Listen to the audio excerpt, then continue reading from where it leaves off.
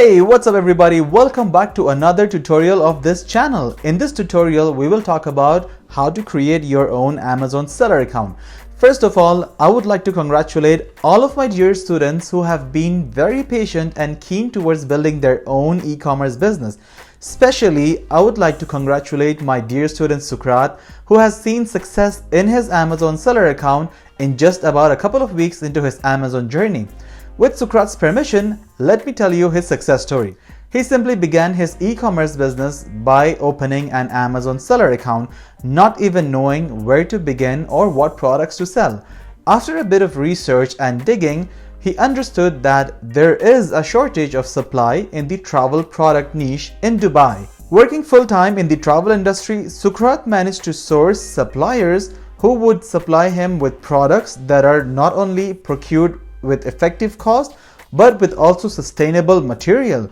He now sells travel products such as travel bags, travel mugs, and travel essentials such as sanitary items. Now, the reason why I'm sharing Sukrat's success story with you is because I am confident that if Sukrat can do it, you can do it too. And sometimes the pathway to success is to find the right problem.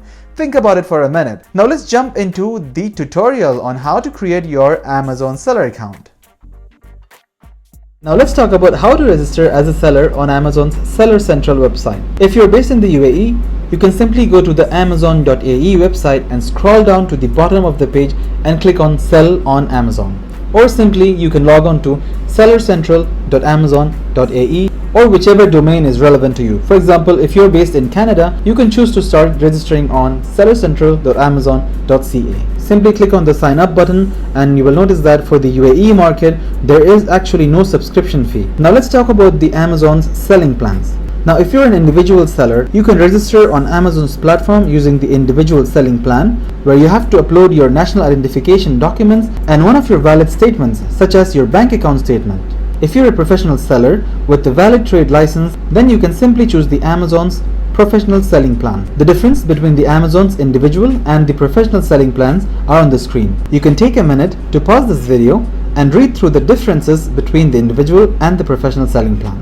As you will notice that for the individual and the professional selling plans, the basic necessities are all enabled. For example, even if you are an individual seller on Amazon, you still have the privilege to add new products to the Amazon's catalog which does not exist in their system. You can also choose to grow your business using the Amazon's fulfillment services in the FBA model. Now let's talk about the charges involved to sell on Amazon. So the first model we will talk about is the Amazon's FBA model, which also stands for Fulfilled by Amazon. Now to make things simpler, let's only consider two charges for now.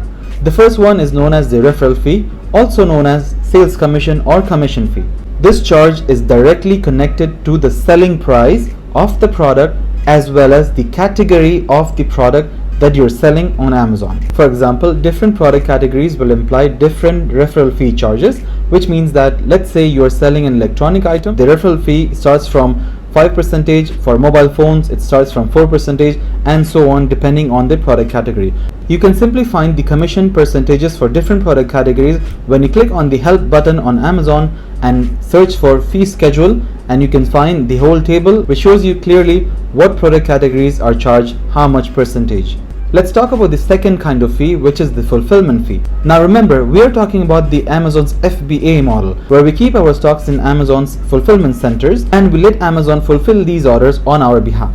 This is the meaning of fulfillment fee. For every order Amazon fulfills on our behalf, they charge us a small amount depending on the product's sizes and dimensions. Remember, fulfillment fee has nothing to do with the selling price. It is directly connected to the dimensions and the size of the product. Now when we talk about Amazon's FBA, we have to understand that we keep the stocks in Amazon's warehouse. Now let's say our stocks does not sell or does not move for a month or more than a month. In this case, these products will imply a small storage fee, or also known as the monthly storage fee. In general, these fees are very small and also negligible. So I will skip talking about these for now. Now let's look into the Amazon's Fbm model, which also stands for Fulfilled by Merchant.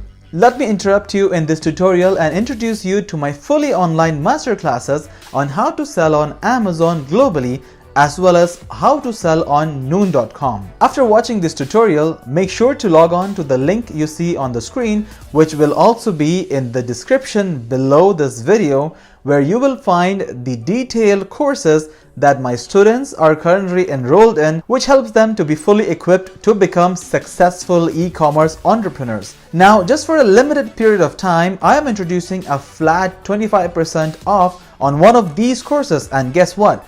You will also automatically receive a 50% discount when you decide to enroll in another course. You can check out the testimonials and the course content in the same page, but make sure to avail your 25% discount soon before the time runs out. And now back to the tutorial. Now let's look into the Amazon's Fbm model, which also stands for fulfilled by merchant. In this case, the stocks remain with the seller, and whenever a seller receives an order on Amazon's platform, the seller has to drop the product to Amazon's van, which is commonly designated for the seller's location, and Amazon then fulfills this order to the customer. Talking about charges, in this model, the first type of charge is the same as the one we talked about in Amazon's FBA. So the first charge is the referral fee, which is directly connected to the selling price of the product and also the product category. The second type of charge that the seller has to pay while fulfilling an order is the shipping fee. Now remember, we spoke about the fulfillment fee in Amazon's FBA, while we're talking about shipping fee in Amazon's FBM. This is also known as the Easy Ship fee. The Easy Ship is a service provided by Amazon's logistical services to come to your location, pick up the product, sort it out in their central sorting station, and dispatch it to the customer on the next day. And this service starts from 13 dirhams in the UAE, and depending on whichever Amazon domain you're using in other countries, it varies accordingly.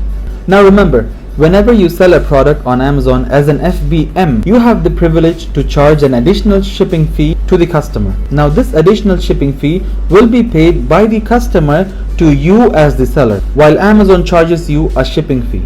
Now if you do the math, you may think that there is not much difference in the Amazon's FBA model and the Amazon's FBM model. However, the only difference in both the models is where the stocks are, which also directly implies how soon will the order be fulfilled to the customer and how much will the customer pay additional for the shipping. For example, in the Amazon's FBA model, the customer pays free shipping and expects the product on the same day or the next day. However, in the Amazon's FBM model, the customer has to pay an additional shipping fee as per specified by the seller and can expect the product only 2 to 3 days later, which is simply due to the logistical processes. So to improve the customer's experience, I would always suggest that you should choose the Amazon's FBA fulfillment services, because the customer pays free shipping and expects the product on the same day, which plays a huge positive role for a customer's decision-making process while purchasing items on Amazon. Now let's talk about cancellations. What are the kind of cancellations possible while selling on e-commerce platforms? So the first kind of cancellation is seller-initiated cancellations. In this case, the customer purchases a product, however, the seller is out of stock, or for some reason, the seller decides to reject this order. Remember when we talked about the referral fee or the commission fee when you make a sale? The same thing applies as a penalty fee when you reject an order. This means that when you accept an order, you pay a commission fee for selling the product, and at the same time, if you reject the order, you pay a penalty fee which is equal to the referral fee from your own pocket.